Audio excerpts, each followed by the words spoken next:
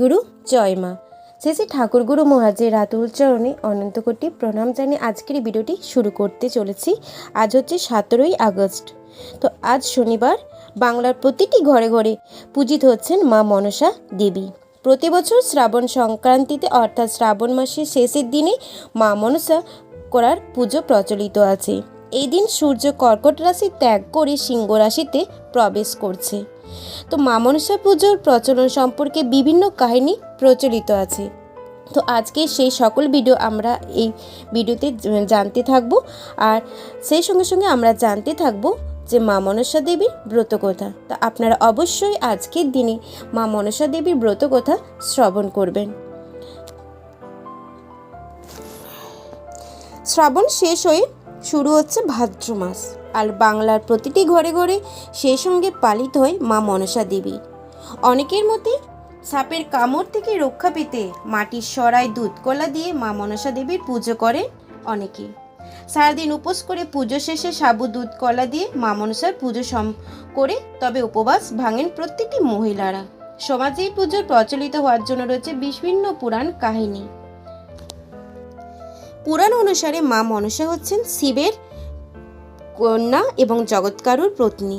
জগৎকারু মনসাকে প্রত্যাখ্যান করেছিলেন এবং মনসার মা ওরফে স্ত্রী পার্বতী তাকেও ঘৃণা করতেন, কিন্তু পরবর্তীতে মাতা চণ্ডী মনসাকে নিজের মেয়ে হিসাবে স্বীকৃতি দিয়েছিলেন।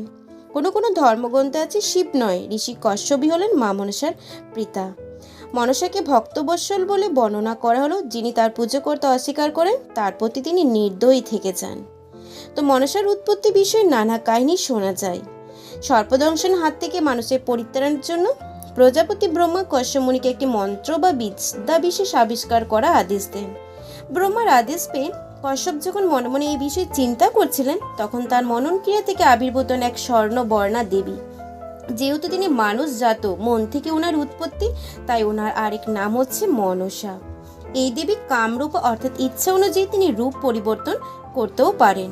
তাই বিভিন্ন কবিরা বিভিন্ন তাদের কাব্যগ্রন্থে যেমন মনসা মঙ্গল কাব্যে মা মনসার কাহিনী সুন্দরভাবে প্রচার করেছিলেন। চাঁদ সদাগরে যখন পুজো করতে মা মনসার পুজো অস্বীকার করেন, তখন তার যে সব পুত্রকে তিনি শেষ করেছিলেন এবং তার যে ছোট পুত্র অর্থাৎ লক্ষীন্দ্রর প্রাণও তিনি সর্পহাত করেন। আসলে মানব সমাজের প্রতিষ্ঠা এবং দেব সমাজের স্বীকৃতি পাওয়ার জন্যই দেবী এবং মনুষ্যের মধ্যে যে যুদ্ধটা হয়েছিল। আর আজকে সেই মা মনসার পুজোর সঙ্গে সঙ্গে অষ্টনাগেরও পুজো করার প্রচলিত আছে। তো এরপর আমরা জানবো যে মা মনসার পুজোর অর্থাৎ মা মনসার ব্রতকথা। তো অবশ্যই আমরা এই ব্রতকথা শ্রবণ করতে থাকব। মা মনসা দেবীর ব্রতকথা। এক দেশে এক গরিব ব্রাহ্মণ বাস করত। তার 7টি মেয়ে হয়েছিল, কিন্তু ছেলে একটিও হয়নি। সে ঠিক সময় মতো 6টি মেয়ের বিয়ে দিয়ে দিল, কিন্তু তার ছোট মেয়ে সরলার বর আর কিছুতেই জুটল না। ব্রাহ্মণ চারিদিকে সরলার জন্য বর খুঁজতে লাগলো। শেষে তাদের গ্রাম থেকে কিছু দূরের গ্রামে এক ব্রাহ্মণের খবর পেয়ে সরলার বাবা সেই ব্রাহ্মণের বাড়ি গেল। সেই ব্রাহ্মণের 11টি ছেলে ছিল।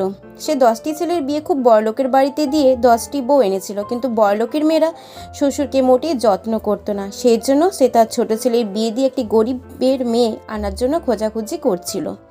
সে সরলার বাবার কাছে সরলার কথা শুনে সরলার সঙ্গে তার ছোট ছেলের বিয়ে দিল।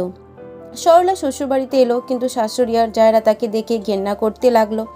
মাত্র শ্বশুর ছাড়া সরলাকে কেউ ভালো চোখে দেখতে পারতো না। তার জন্য সরলার মনে খুব কষ্ট ছিল। সে ভাবতো যে গরিবের মেয়েরা বেঁচে থাকে কেন? জন্মাবার সঙ্গে সঙ্গে মরে গেলেই তো আর এমন একটা কষ্ট সহ্য করতে হয় না। সরলার দিন খুব দুঃখে কাটতে লাগলো। এমনি একদিন বেশ ঝিরঝিরে জল ঝরছিল। সরলার জায়রা অন্য এক জায়গায় দল বেঁধে বসে সেই দিন কি খেলে ভালো লাগবে তা নিয়ে আলোচনা করছিল।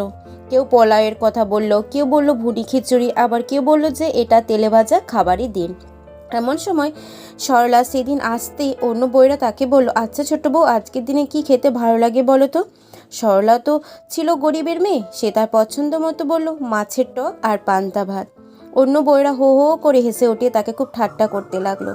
তারপর একটু বেলা হতে সকলে পুকুরে স্নান করতে গেল। সরলা গেল তাদের সঙ্গে। পুকুর ঘাটে সরলা দেখলো যে কতগুলো ছোট ছোট মাছ কিলবিল করে ঘুরে বেড়াচ্ছে। সে তার গামছা পেতে মাছগুলোকে ধরে নিল।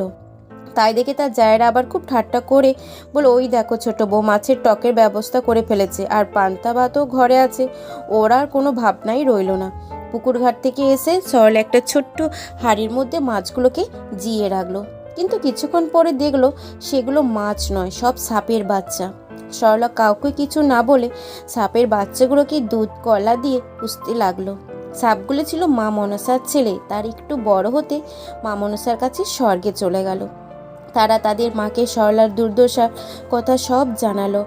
সব শুনে মা মনসার মনে সরলার সম্পর্কে খুব কষ্ট হলো।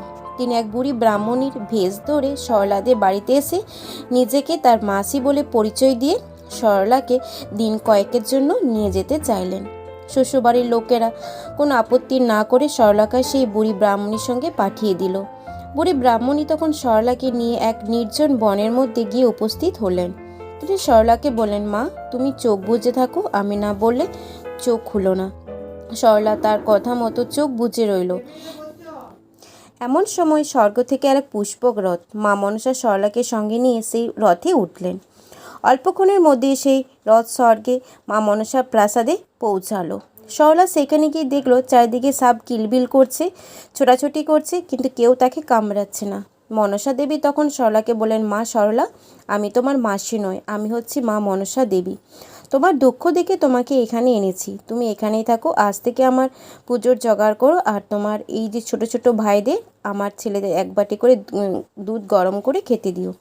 আর একটা কথা জেনে রাখো, ওই দক্ষিণ দিকটায় কখনো যেও না। সরলা মা মনসার সব কথা মেনে নিল। স্বর্গে সরলার দিন বেশ আনন্দে কাটছিল। হঠাৎ একদিন মা মনসার বারণ দক্ষিণ দিকটা তার দেখবার ইচ্ছে হলো। সে দক্ষিণ দিকে গিয়ে দেখলো যে মা মনসা নাচছেন। নাচ দেখতে দেখতে সরলা ছোট ভাইদের জন্য দুধ গরম করার কথা একেবারে ভুলে গিয়েছিল। হঠাৎ মনে পড়ায় ছুটে এসে দুধ গরম করে রাখলো। এর কিছু পরে তার সাপ ভাইরা দুধ খেতে এলো, কিন্তু দুধ তখনও জোড়ায়নি। গরম দুধ খেয়ে তাদের মুখ পুড়ে গেল। তারা সবাই সঙ্গে সঙ্গে গিয়ে মাকে সব জানালো আর বললো যে ওকে আজ ছোবল মেরে ফেলবো। কিন্তু মা মনসা বললেন, না, তা হবে না, বরং ওকে এক গা গয়না পরিয়ে ও শ্বশুরবাড়িতে রেখে এসো। শেষে তাই হলো। সরলাকে এক গা গয়না পরিয়ে তাকে তার সাপ ভাইরা তার শ্বশুরবাড়িতে নিয়ে এলো। সরলার গায়ে এক গা গয়না দেখে তার জায়েরা আবার খুব ঠাট্টা করে বলল, এক গা গয়না পরে কত ঢং দেখো। সরলা তখন বলল, ছাড় বেঁচে থাক, আমার আরল পারল ঢোড়া বড়া কেউটে আমার সাপ ভাইরা, আমার আবার গয়নার অভাব। তখন সরলার সাপ ভাইরা তাকে পৌঁছে দিয়ে বাড়ি ফেরেনি, আশেপাশেই ছিল। তারা সরলার কথা শুনে স্বর্গে গিয়ে তাদের মাকে সব বলল। সব কথা শুনে মা মনসা আবার সরলাদের বাড়িতে এলেন। আজ এখানে যা সাজে সেইভাবে সরলাকে আরও গয়না পরিয়ে দিয়ে বললেন, মা তুমি পৃথিবীতে এখন থেকে আমার পুজোর প্রচলন করো। আমি বাস করব ফণি মনসা গাছে। দশহরা আর নাগপঞ্চমীর দিন এই গাছের ডালেনে বাড়িতে পুজো করো।